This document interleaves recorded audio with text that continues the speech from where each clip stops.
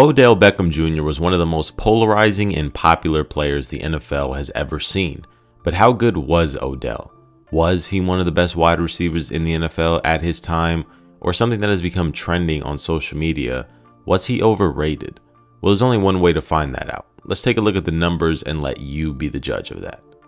So we're going to break this video down into two parts: Odell's rookie season and also his first 3 years in the NFL. So let's start with his rookie season. With the 12th pick in the 2014 NFL Draft, the New York Giants selected Odell Beckham Jr., hoping he would become their franchise wide receiver.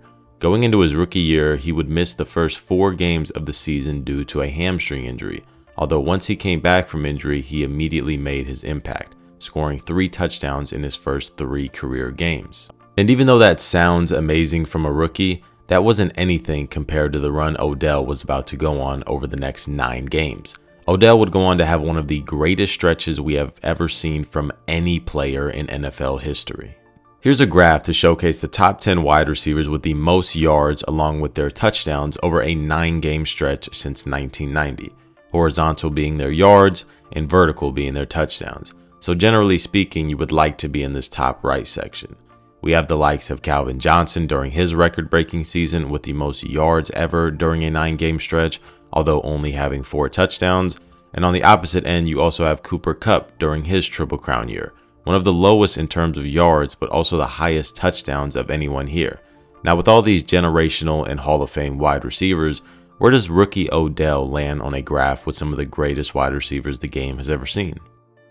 Yep. A rookie, Odell, has the second most receiving yards ever during a 9-game stretch since 1990, and also tagged along 9 touchdowns to go along with that. Odell would finish his rookie campaign with 91 receptions, 1,305 yards, 12 touchdowns, and averaged 108.8 yards per game in only 12 games. And if you're wondering, here's where Odell stacks up with every other rookie wide receiver in NFL history with those numbers. As far as receptions, he's 5th. Receiving yards, he's 6th. Touchdowns, he's 3rd. And yards per game, he stands alone at number 1. And to round out Odell's rookie season, we have maybe the most impressive statistic of all. Puka Nacua jumped onto the scene this past season with his monster rookie year, going for a rookie record 105 receptions and 1,486 yards. With this magic season from Puka, he would go on to tie Justin Jefferson for the most 130-plus yard receiving games from a rookie wide receiver with 4, beating out players like Jamar Chase and Randy Moss with 3, and also players like A.J. Brown and Michael Thomas with 2. Now you may be asking yourself, what does Puka Nacua have anything to do with this video? Well, as I mentioned, Puka had 4 games of 130-plus yards, which would tie the record. That is, if Odell didn't exist. Odell not only has the record, but he has the record by 2 whole games and did all of this while only playing in 12. And if that's not crazy enough, Odell not only has the most for a rookie with 6, but this number would place Odell tied 3rd all time in a season, trailing only Julio Jones, Justin Jefferson, and Calvin Johnson. Now I know I've said this about 20 times already in this video, but he was a rookie doing all of this. Now let's dive into Odell's first 3 years of the NFL to show just how ridiculous it was. After Odell's spectacular rookie season, he would go on to outdo himself in the following 2 years. Here are Odell's numbers during that time, going for over 1,300 yards and double-digit touchdowns in every single one. Now even though these numbers may not be eye-popping to everyone, here's a list of every player in NFL history to put up those type of numbers: Jerry Rice, Randy Moss, Marvin Harrison, Terrell Owens, Devontae Adams, and Demaryius Thomas. Odell in a list with 4 Hall of Famers, a future one in Devontae Adams, and someone who I'd listen to if you made a case for in Demaryius Thomas, all in just his first 3 years. Now if that's not enough proof for you, here's Odell ranks compared to every wide receiver in NFL history during their first 3 years. He ranks 6th in receptions, 3rd in receiving yards, 5th in receiving touchdowns, and 2nd in receiving yards per game. Top 6 in every major statistic you'd want from a wide receiver. And my final topic I want to talk about with Odell's beginning stretch of his career is a fun little game called blind comparing wide receivers to Odell. On the left, I'm going to show you Odell's numbers from his first 3 years in the NFL, and on the right will be a random wide receiver showing their numbers from those same years. And all I need you to do is in your head think to yourself, who is better? Simple? Okay, let's do it.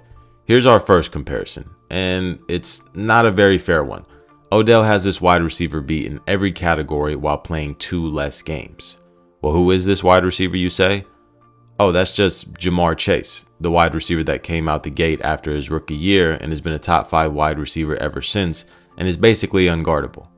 Well, let's try this exercise again.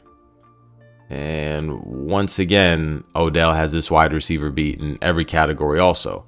A little closer on the yards, but that's about it. And who happens to be this wide receiver? AJ Green, one of the most freakish and underrated wide receivers of the 2010s. And our final wide receiver to compare Odell to is a good one, because I even helped him out a little bit. With this wide receiver only getting 44 targets his rookie year, I decided to use his 2 through 4 season stats instead of including his rookie year. And now at a second look, even with a little bit of my help, it's still not close. This is the closest we've been to Odell's yards and yards per game, but still no comparison. Now, who is this final wide receiver that I've chosen?